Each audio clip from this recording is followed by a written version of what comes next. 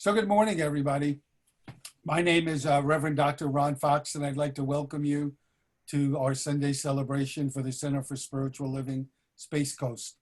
And every Sunday, I like to say, if you've never been to a Center for Spiritual Living before, we believe there's one God, many paths to that God, and we're here to love, honor, and support you no matter what your divine path is. The Center for Spiritual Living Space Coast is a safe haven for people of all beliefs and lifestyles, whoever you are and wherever you find yourself on your journey of faith, you're welcome here. And this morning, we're going to begin our celebration with Reverend Jenna Watkins doing an opening prayer, and then Carol Gabika is going to be doing a spiritual reading for us. So Jenna. Good morning. I invite you, just take a nice, big, deep breath. And as you let it go, close your eyes and allow your awareness to recognize that you are a child of God. You are a child of the infinite presence of love, of joy, of peace, of harmony, of laughter. We are one with the universal spirit of good. And each and every one of us is a child of good, a child of love. And we know that in this moment, we recognize who we really are and let go any false beliefs about ourselves that is not in alignment with the truth. We let go discord, anger, hurt, pain. We let go all of it and embrace the good that's within our heart, allowing it to flood through us, filling us with peace and joy. I know that as we come together this morning in this awareness that we are united in spirit, that we look forward to hearing the message of Reverend Dr. Ron Fox. We look forward to the reading of Carol Gabika, for we know that each one of them has a truth to tell, a truth that we look forward to hearing, a truth that will resonate within our own beingness to allow us to go deeper in our understanding of who we truly are. I give thanks for Carol's willingness to share her wisdom with us. I give thanks for Reverend Dr. Ron, who continuously enlightens us, inspires us, encourages us. And I give thanks for the presence of each and every person here today. And I let this go, knowing that it is done, it is truth, it is love, and so it is.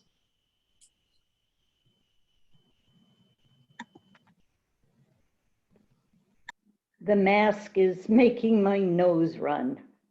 It tickles as I walk down the aisle of the grocery store. Don't sneeze, don't sneeze, don't sneeze. As I pass a woman with a baby in her cart, I smile at her little one, lift my eyes and smile at her. She smiles back. I can tell because her eyes light up. Kindness can't be hidden. Caring fills the space around me, opening the blinds that cover my eyes, opening myself to sounds beyond my cries. The Spirit takes me on its journey, showing me life is still there. An extra can of soup actually lightens the grocery sack. Handing it to the man on the curb, there go those eyes again. Sharing a late night talk with a new comrade in the journey. A friend sending me teddy bear love mimes to make me laugh. As the Spirit moves me from self to others, so many reasons to smile. My mother's voice in my head reminding me, do unto others. I first must remember they are there.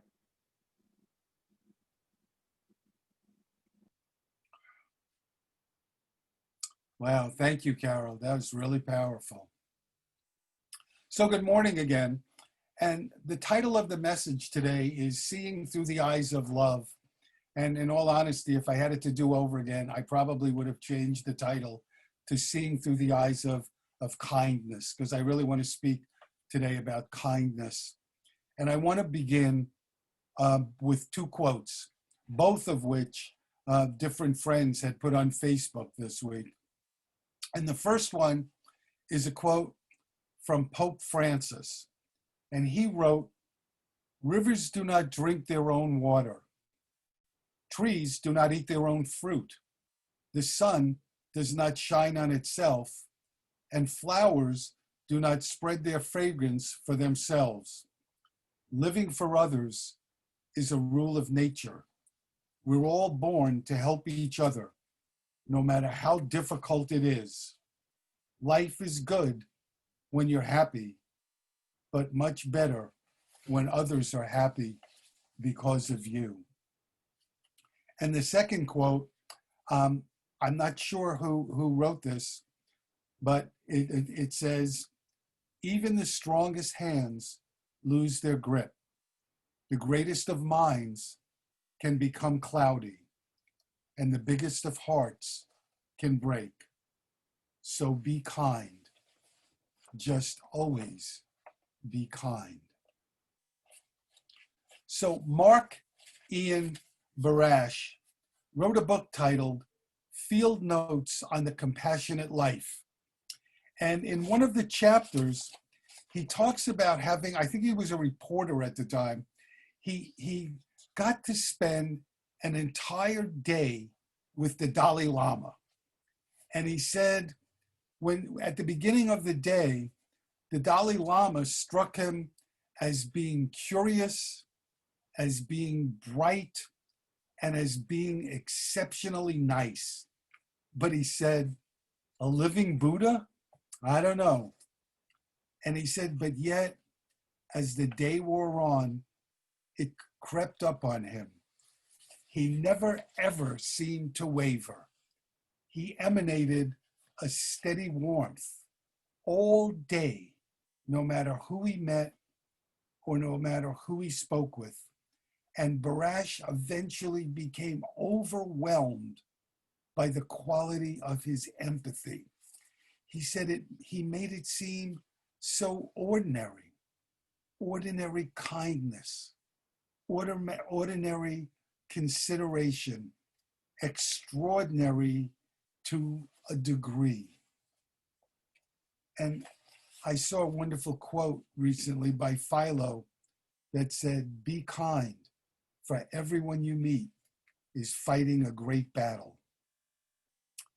I also read this week about the Hopi Indians, and it said at an early age, Hopi children are taught that there's nothing in life that's more important than having a Hopi good heart.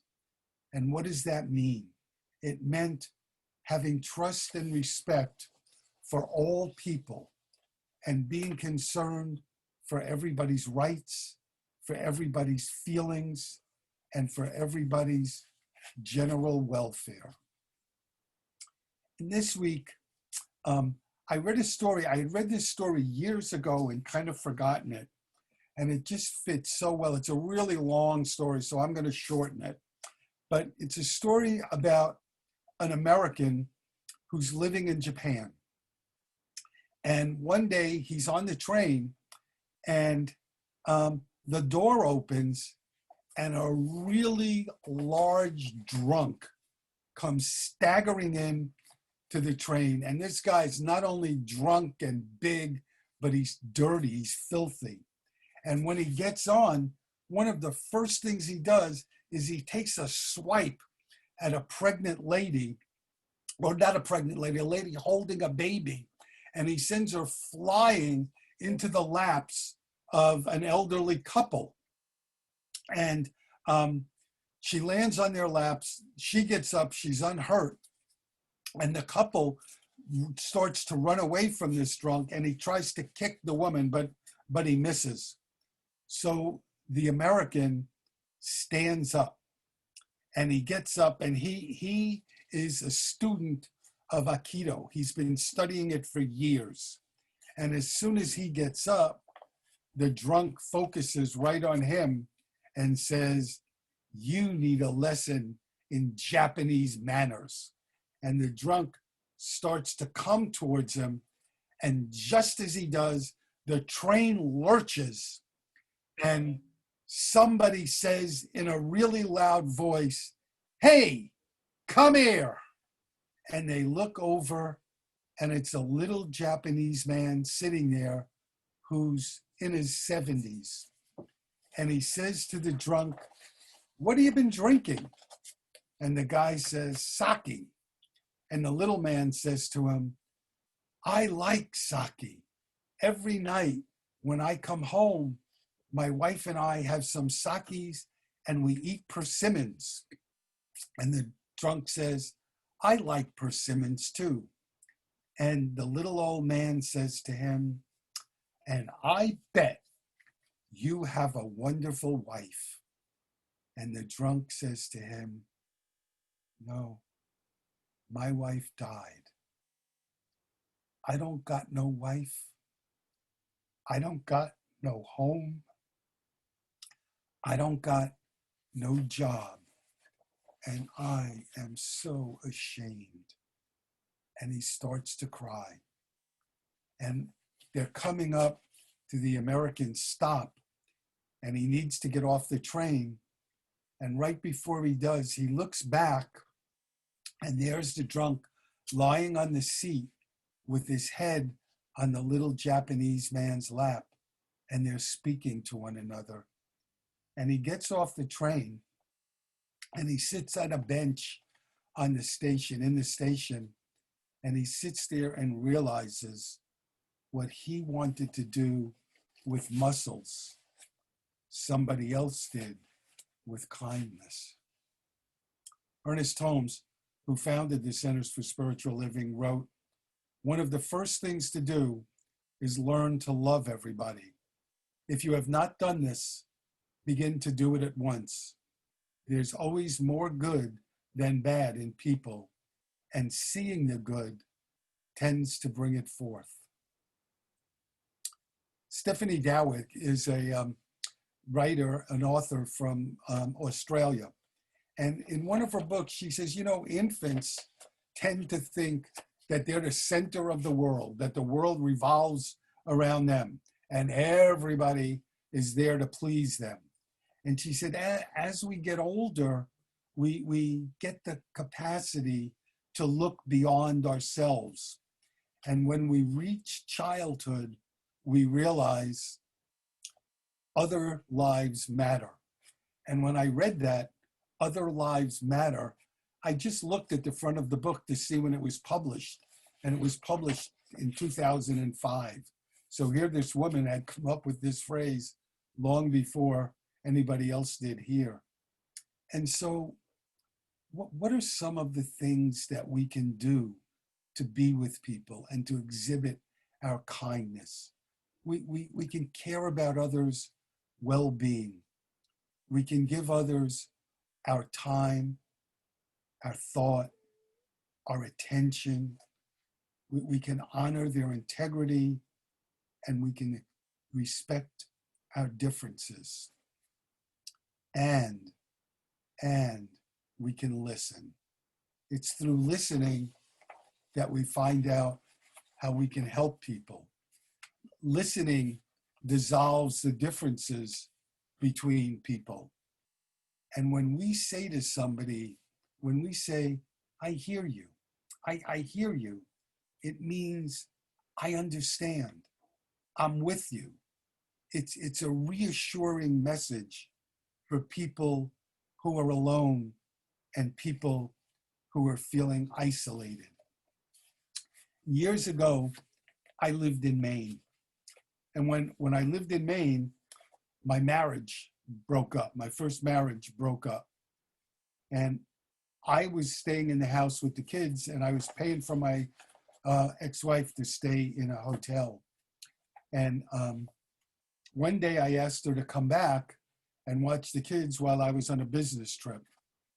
And when I got back, I walked in the house, and when I was gone, she had backed up a moving truck and pretty much stolen all of our furniture and kidnapped the kids and left me a big note about how she had done that. And you can imagine I was at wit's end. And I called up my best friend who lived down the street, and he came over and we walked through the house and I let him read. She actually wrote me a letter, a long letter, and I let him read it. And he didn't say anything. He just listened to me. He listened to me pour out my heart to him. When I was all done, he reached over and he put his hand on my shoulder and he said, "Ron, don't worry, we'll get through this." He didn't say, "You'll get through it." He heard the hurt and the pain, and he said, "We'll get through this." I've never forgotten it. You know, I lost a page here in my talk, so let me just take a moment and try. Here we go. I did something yesterday that I hadn't done in quite a while. I did a memorial service yesterday, and also just parenthetically, I said to Becky, this is going to be the first time I actually spoke in front of real people since March, so it was a different experience. But I want to talk to you about the memorial service. But first, I want to read something to you that once again, one of my friends posted on Facebook. And it's titled, "A Note to Self." Here we go. "What is my purpose in life?" I asked the void. "What if I told you that you fulfilled it when you took an extra hour to talk to that kid about his life?" said the voice. "Or when you paid for that young couple in the restaurant, or when you saved that dog in traffic, or when you tied your father's shoes for him. Your problem is that you equate your purpose with goal-oriented achievement.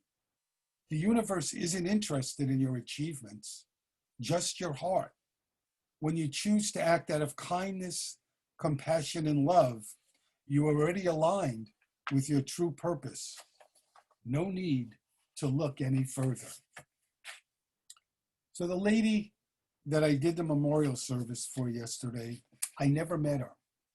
And when I spoke to her husband and her sisters and her sons and her friends about her, every time they emailed me something that they wanted me to read, I would share it with my wife.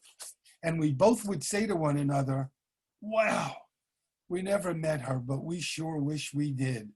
She just is such a loving person." So let me tell you some of the things that her loved ones said about her. They said, "What a loving person, always willing to help someone out, made everyone's life better just by knowing her. One of the kindest people I ever had the pleasure of knowing. She accepted everyone and never judged anyone. She was the most beautiful person I knew. She was loved by everybody."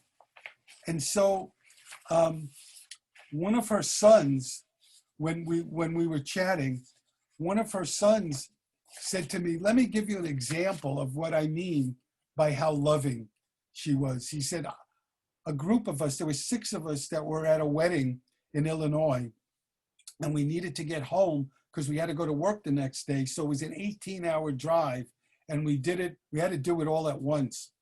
And at 6 o'clock in the morning, we were getting tired. And so we wanted to take a break and we wanted to eat. So I said to the group, "Let's call up my parents in Merritt Island and see if we could go over there." So Karen, this lady, she answered the phone, 6 in the morning. And she said, "Sure, you can come over. How many are you?" And he said, 6. And she said, "How far out are you?" And he said about an hour. And she said, okay, see you then. Well, the guy's plan was they had stopped and bought cereal and milk.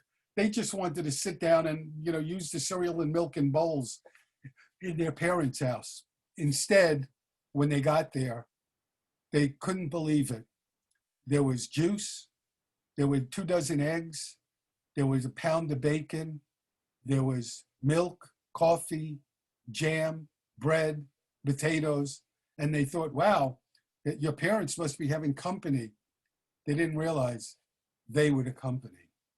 And her son, his name is Adam, he told me, we still talk about that. It was the best breakfast we ever had.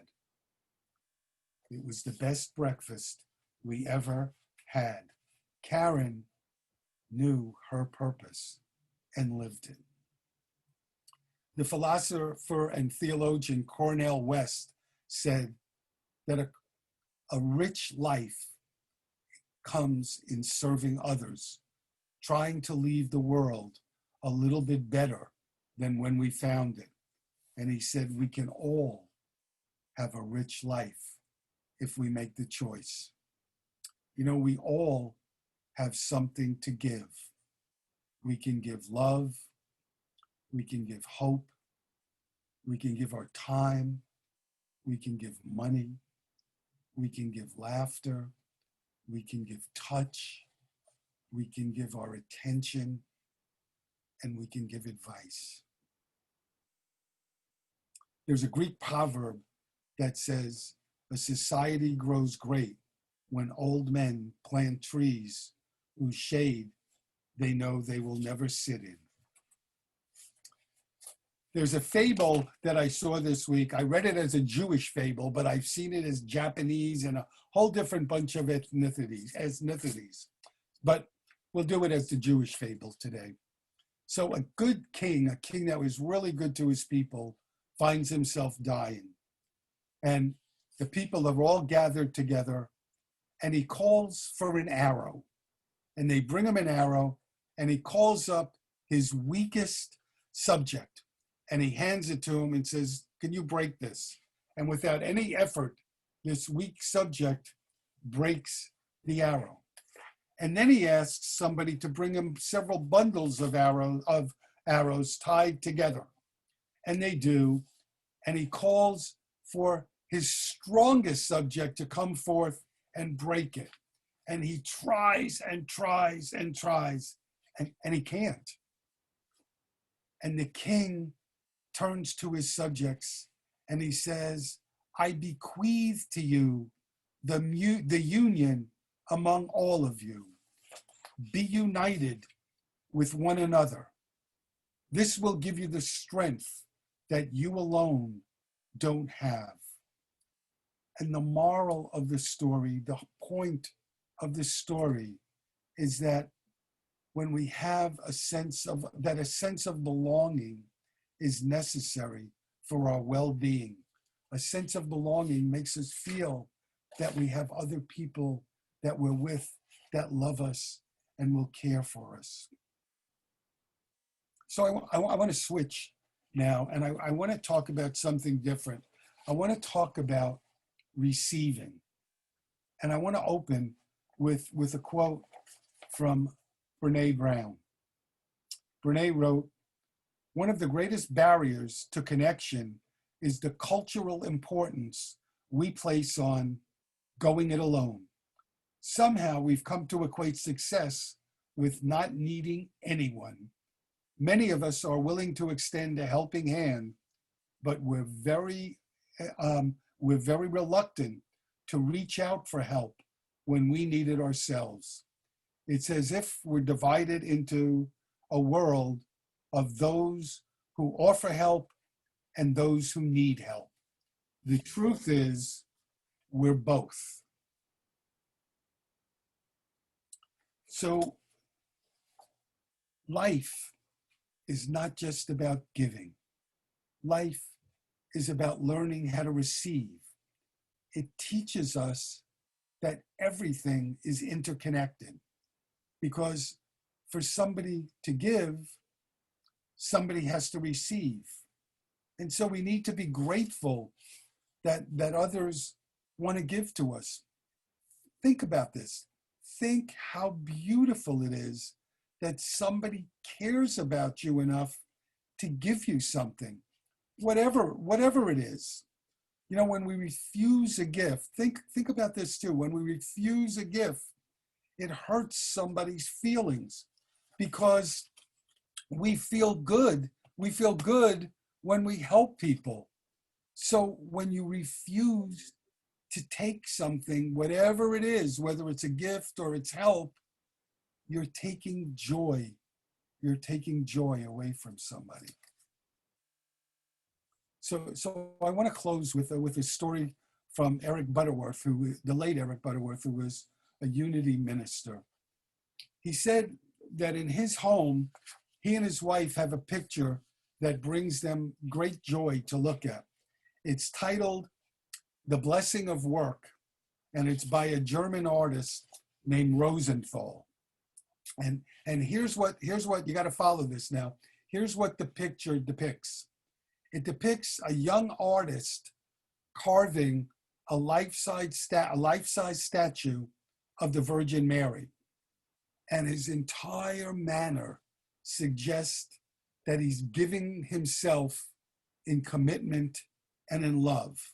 And in it, there's a choir looking down, singing to him. And while he's working at the feet of the Virgin Mary, Mary looks down on him with great love. And so Butterworth says, what's in it for this young man in the picture? He said, you know, it could bring him fame and fortune, or it could hang in somebody's attic unnoticed forever. He said, but nothing could detract from the joy that he's receiving in that moment. He said, it's the wonder of giving. And nobody could duplicate his work who doesn't have his giving attitude. So I want to close with a quote from the late Fred Rogers. He wrote, I believe appreciation is a holy thing, that when we look for what's best in a person, we happen to, let me start over. I believe appreciation is a holy thing, that when we look for what's best in a person we happen to be with at the moment, we're doing what God does all the time. So in loving and appreciating our neighbor, we're participating in something sacred. Thank you for being here this morning. God bless you, and have a beautiful week.